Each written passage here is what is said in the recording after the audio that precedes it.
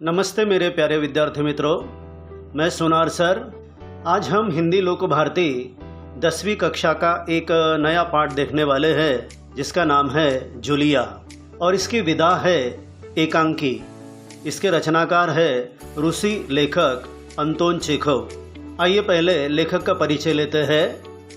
लेखक Anton Chekhov का जन्म 29 जनवरी 1860 में रूस के तगानरोग में हुआ और इनकी मृत्यु 15 जुलाई 1904 में। महान रूसी साहित्यकार अंतोन चेखव प्रसिद्ध कथाकार और नाटककार थे। उनकी कहानियों में सामाजिक कुरीतियों का व्यंग्यात्मक चित्रण किया गया है। तो रसिया में जिन्होंने जन्म लिया, ऐसे ये अंतोन चेखव तत्कालीन परिस्थितियां क्या थी और उस समय कौन कौन सी गलत प्रथाएं रूढ़ियां थी और किस प्रकार महिलाओं पर अत्याचार हो रहा था, ये उनकी कहानियों में देखने को मिलता है। ये उनकी प्रमुख कृतियां हैं। अब हम गद्य संबंधी जानेंगे। एकांकी, इसका आकार छोटा होने के कारण इसमें एक ही कथा होती है। इसकी कथा व संवाद आदि से अंत तक रोचक और आकर्षक होते हैं। प्रस्तुत एकांकी में रचनाकार ने दब्बूपन को त्याग कर अपने अधिकार न्याय के लिए सजग रहने हेतु प्रेरित किया है। कुछ लोग ऐसे होते हैं जो अति विनम्र होते हैं और किसी के दबाव में रहते हैं, तो ये दब्बूपन जो है उनका, उसे त्याग कर अपने जो अधिकार है, अपने जो हक है और जो न्याय है, उसके प्रति हमें किस प्रकार सावधानता बरतनी चाहिए, सतर्क होना चाहिए, ये इस पाठ का सारांश है। ये एकांकी नुमा जो पाठ है, इसमें केवल दो ही पात्र है। एक है गृहस्वामी और दूसरा है जूलिया। गृहस्वामी यानी घर का मालिक और जूलिया जो है वो उसके घर में बच्चों को ट्यूशन पढ़ाने के लिए और उनकी देखभाल करने के लिए काम करने वाली एक सेविका है। हमेशा की तरह बच्चों, मैं आपको एक बात बताना चाहूँगा कि जिन शब्दों के नीचे मैंने अधोरेखांकन किया हुआ है, तो जैसे जैसे हम पाठ का स्पष्टीकरण लेंगे उनके अर्थ मैं आपको बतलाया करूँगा। जूलिया और उनके गृहस्वामी, इन दोनों के बीच जो वार्तालाप हो रहा है उसे आप गौर से देखेंगे, गौर से पढ़ेंगे और ठीक से समझेंगे। तो आइए शुरुआत करते हैं। बच्चों की गवर्नेस जूलिया वासिलदेवना आती है। गवर्नेस अर्थात सेविका। जूलिया दबे स्वर में, आपने मुझे बुलाया था मालिक? गृहस्वामी, हाँ हाँ बैठ जाओ जूलिया, खड़ी मत रहो। जूलिया कहती है बैठती हुई, शुक्रिया यानी धन्यवाद। तो गृहस्वामी ने जूलिया को बुलाने का कारण जानते हैं हम। जूलिया, मैं तुम्हारी तनख्वाह का हिसाब करना चाहता हूँ। मेरे ख्याल से तुम्हें पैसों की ज़रूरत होगी और जितना मैं तुम्हें जान सका हूँ, मुझे लगता है कि तुम अपने आप पैसे भी नहीं मांगोगी, इसलिए मैं खुद ही तुम्हें पैसे देना चाहता हूँ। हाँ, तो तुम्हारी तनख्वाह 30 रूबल महीना तय हुई थी ना? तो गवर्नेस के रूप में काम करने वाली जूलिया का स्वभाव मालिक अच्छी तरह जानता है, इसलिए वो कहता है कि तुम तो स्वयं पैसे मांगोगी नहीं और तुम्हें अभी शायद पैसों की आवश्यकता होगी। ये सोचकर मैं तुम्हारी तनख्वाह करना चाहता हूँ, तुम्हारा वेतन मैं अभी अदा करना चाहता हूँ। तो 30 रुपये रूबल के हिसाब से हमारा तय हुआ था। अब यहाँ पर रूबल का अर्थ है रूस की मुद्रा, रूस का चलन। जूलिया विनीत स्वर में कहती है, एकदम नम्रता पूर्ण स्वर में, जी नहीं मालिक, 40 रूबल। कहने का मतलब ये है, जूलिया ये कहना चाहती है कि 30 नहीं बल्कि 40 रूबल महीना ऐसा तय हुआ था। तो इस पर गृहस्वामी की प्रतिक्रिया देखिए। नहीं भाई 30, ये देखो डायरी, पन्ने पलटते हुए मैंने इसमें नोट कर रखा है, मैं बच्चों की देखभाल और उन्हें पढ़ाने वाली हर गवर्नेस को 30 रूबल महीना ही देता हूँ। तुमसे पहले जो गवर्नेस थी उसे भी 30 रूबल ही देता था। अच्छा, तो तुम्हें हमारे यहाँ काम करते हुए 2 महीने हुए हैं। यहाँ पर मालिक झूठ बोल रहा है और डायरी दिखाने की कोशिश कर रहा है कि मैंने इसमें सब कुछ नोट करके रखा है। मेरे यहाँ पहले जो गवर्नेस काम करते थे उन्हें भी मैं 30 रूबल महीना ही देता था और तुम्हें भी 30 रूबल महीना देना ही तय हुआ है। और ये किस बात के? तो बच्चों की देखभाल और उन्हें पढ़ाना। और अभी तुम्हारा कार्यकाल 2 महीना पूरा हुआ है। जूलिया दबे स्वर में कहती है, जी नहीं, 2 महीने 5 दिन, अर्थात उसे 2 महीनों से ज़्यादा कालावधि हो चुका है, 5 दिन और अधिक। गृहस्वामी, क्या कह रही हो जूलिया? ठीक 2 महीने हुए हैं भाई, मैंने डायरी में सब नोट कर रखा है। हाँ, तो 2 महीने के बनते हैं 60 रुबल। लेकिन 60 रुबल तभी बनते हैं जब महीने में तुमने एक दिन भी छुट्टी ना ली हो। तुमने इतवार को छुट्टी मनाई है, उस दिन तुमने कोई काम नहीं किया, सिर्फ कोल्या को घुमाने के लिए ले गई हो।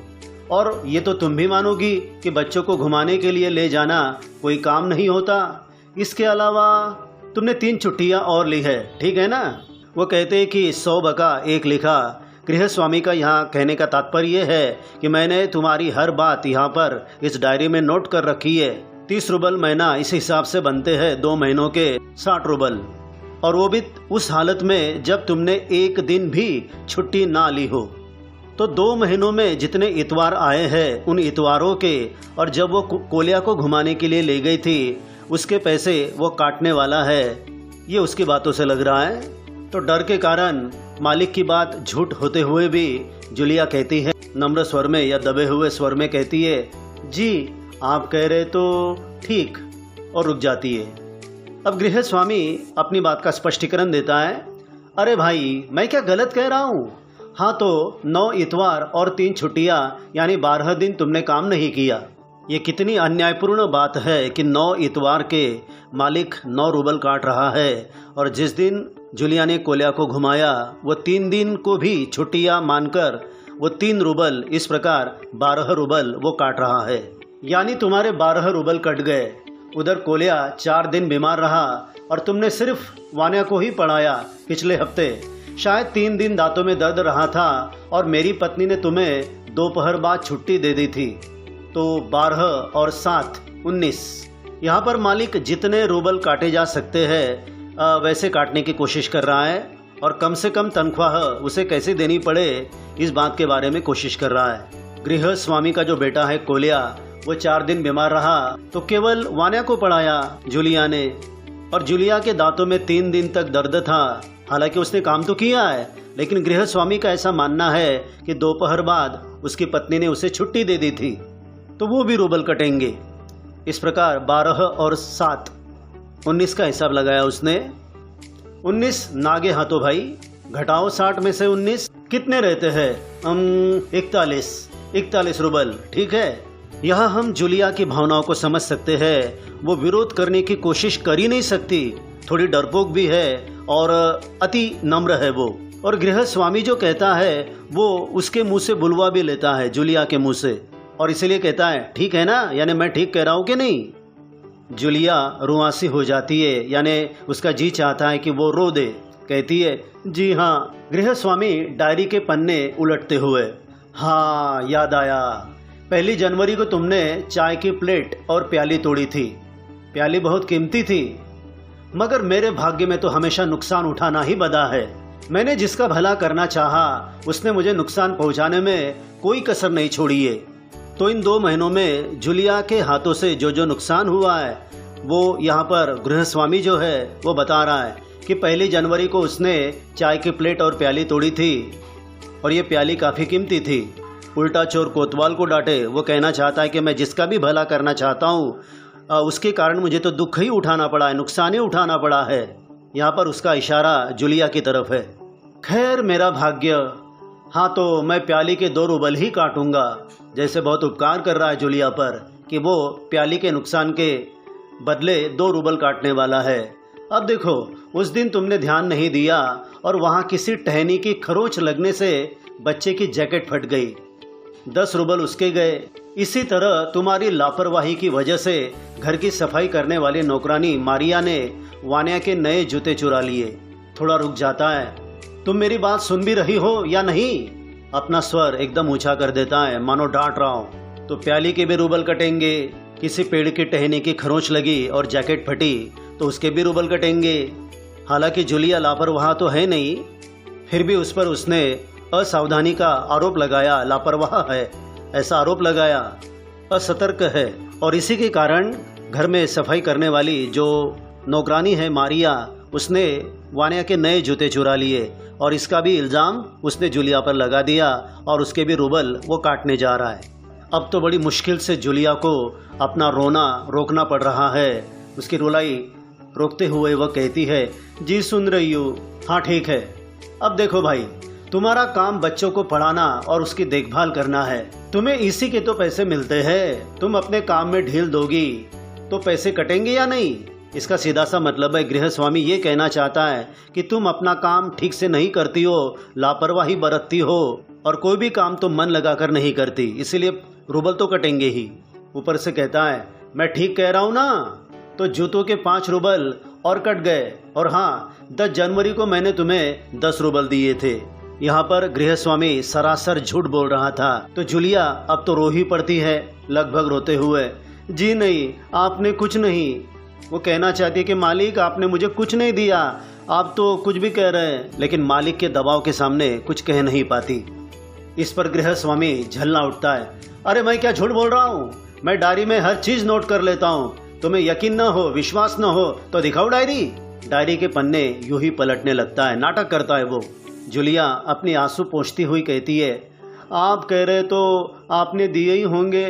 गृह स्वामी कड़े स्वर में, कठोर स्वर में कहता है दिए होंगे नहीं, दिए है। ठीक है, घटाओ 27, 41 में से बचे 14। क्यों, हिसाब ठीक है ना? हिसाब तो बिल्कुल भी ठीक नहीं है। मैंने कहा ना, वो अपनी झूठी बातें बार बार जूलिया के मुंह से बुलवा रहा है। अब जूलिया रो पड़ी है, आंसू पीती हुई कांपती आवाज में। मुझे अभी तक एक बार कुछ पैसे मिले थे और वो भी मुझे मालकिन ने दिए थे, सिर्फ 3 रूबल, ज्यादा नहीं। और मालकिन द्वारा पैसे मिलने की बात सुनकर जैसे आसमान से गिर पड़ता है वो। बहुत बड़ा झटका लगता है उसे। कहता है अच्छा, और इतनी बड़ी बात तुम्हारी मालकिन ने मुझे बताई तक नहीं? देखो ना, तुम न बताती तो हो जाता ना अनर्थ, इन्हें बहुत बड़ा नुकसान हो जाता उसका। कहता है खैर, देर से ही सही, मैं इसे भी डायरी में नोट कर लेता हूँ। डायरी खोलकर उसमें यूं ही कुछ लिखता है हाँ तो 14 में से 3 और घटा दो, बचते हैं 11 रूबल। देते हुए संभाल लो, गिन लो, ठीक है ना? जूलिया कांपते हाथों से रूबल लेती है। वो रो भी रही है और थर थर कांप रही है। कांपते ही स्वर में कहती है जी धन्यवाद। तो बच्चों, इस हिंदी की तासिका में जरा गणित की बातें हो जाएं। इस इमेज को आप जरा ध्यान से देखिए। देखो, गृह स्वामी की दृष्टि से 2 महीने के 60 रूबल जूलिया को देना तय हुआ था और इन 60 में से वो निम्नांकित रूबल कैसे कटौती करता है देखिए। 9 इतवार के हुए 9 रूबल। उसकी दृष्टि से उसने 3 छुट्टियां ली थी तो उनके कटे 3 रूबल। कोलिया 4 दिन बीमार रहा, उसके कटे 4 रूबल। जूलिया के दांतों में दर्द था 3 दिन, उसके कटे 3 रूबल। एक बार जूलिया के हाथों से चाय की प्याली टूटी थी और बच्चे की जैकेट फट गई थी, तो चाय की प्याली के 2 रूबल और जैकेट के 10 रूबल, कुल मिलाकर 12 रूबल। गृह स्वामी के अनुसार जूलिया लापरवाह है और वानिया के जूतों की चोरी हो गई थी, उसके 5 रूबल। फिर एक बार मालिक ने, वो कहता है कि 10 रूबल दिए थे और मालकिन ने उसे मतलब जूलिया को 3 रूबल दिए थे। तो पूरा अगर जोड़ मिलाया जाए तो 49 रूबल कटने वाले हैं। तो 60 में से 49 कटे, बचते हैं 11 रूबल। जूलिया की तनख्वाह के, वेतन के रूबल कैसे कम हो गए, कैसे रूबल कटे, ये ध्यान में रखने के लिए इस इमेज को आप ध्यान से देखिएगा और वो आंकड़े भी ध्यान में रखिएगा। विद्यार्थी मित्रों, ये जो हम एकांकी देख रहे हैं, इस एकांकी में अब एक अचानक नया मोड़ आने वाला है, क्योंकि अब तक गृह स्वामी का जो बर्ताव था वो एकदम बदलने वाला है।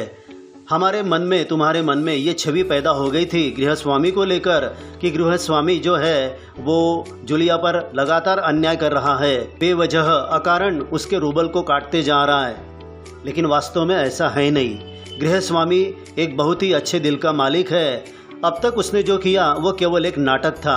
अब देखिए उसे किस प्रकार जूलिया को सबक सिखाना है, हम वार्तालाप के माध्यम से देखेंगे। गृह स्वामी अपना गुस्सा नहीं संभाल पाता, ऊंचे स्वर में लगभग चिल्लाते हुए तुम मुझे धन्यवाद दे रही हो जूलिया, जबकि तुम अच्छी तरह जानती हो कि मैंने तुम्हें ठग लिया है, लूट लिया है, तुम्हें धोखा दिया है, तुम्हारे पैसे हड़प लिए हैं और तुम इसके बावजूद मुझे धन्यवाद दे रही हो। गुस्से में आवाज कांपने लगती है। तो यहाँ पर गृह स्वामी जूलिया की परीक्षा ले रहा है, कितना अन्याय सह सकती है। जूलिया कहती है जी हाँ मालिक। गृह स्वामी गुस्से में तुतलाने लगता है, जी हाँ मालिक, जी हाँ मालिक। क्यों जी हाँ मालिक, यानी क्यों तुम इतना बर्दाश्त कर रही हो? मैं कितना झूठ बोल रहा हूँ तुम्हारे साथ, फिर भी जी हाँ मालिक, जी हाँ मालिक कहती जा रही हो। जूलिया डर जाती है और भयभीत स्वर में कहती है, क्योंकि इसके पहले मैंने जहाँ जहाँ काम किया उन लोगों ने तो मुझे एक पैसा तक नहीं दिया। आप कुछ तो दे रहे हैं। किसी व्यक्ति पर अगर लगातार अन्याय किया जाए तो उसे अन्याय सहन करने की आदत पड़ जाती है। जूलिया के साथ भी ऐसा ही हुआ है। जूलिया ने गृहस्वामी के घर काम करने से पहले जहाँ जहाँ काम किया उसके साथ लगातार रशिया में अन्याय होता रहा। उसका कहने का मतलब ये है कि कम से कम ये मालिक मुझे 11 रूबल तो दे रहे हैं, लेकिन इसके पहले ऐसा भी नहीं हुआ। मुफ्त में काम करवा लिया जूलिया के हाथों से और उसे अपमानित करते हुए लोगों ने उसे निकाल दिया। यानी उन दिनों रसिया के हालात इतने खराब हो चुके थे, महिलाओं पर ये इस तरह अत्याचार हो रहे थे।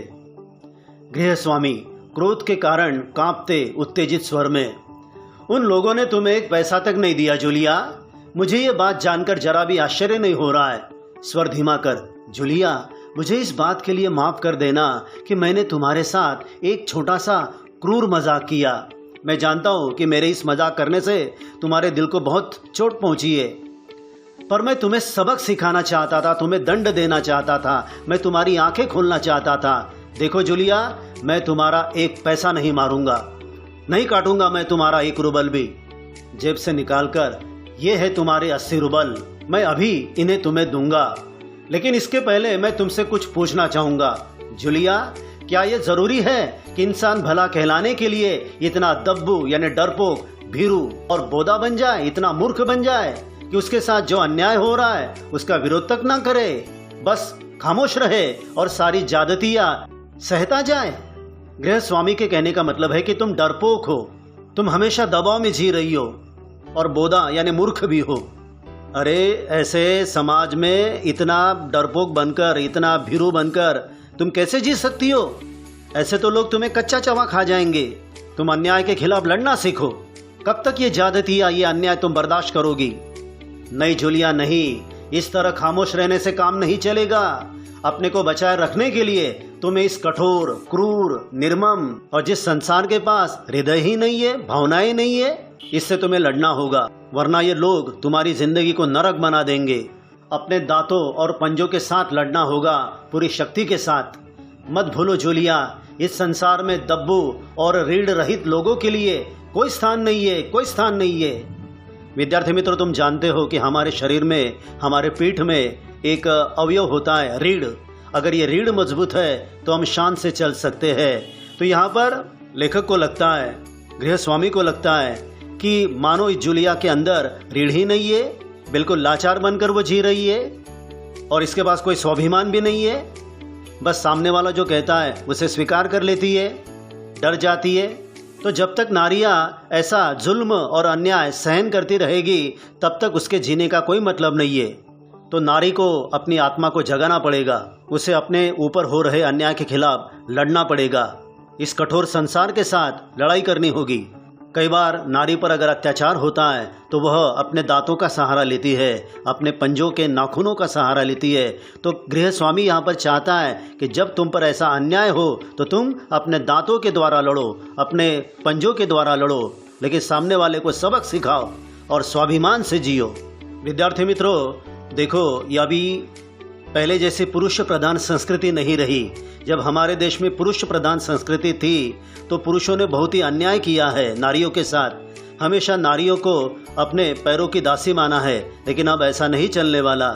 नारी को अपने पूरी शक्ति के साथ आगे आना चाहिए। अपने अधिकारों के प्रति उसे सतर्क होने की निरंतर आवश्यकता है।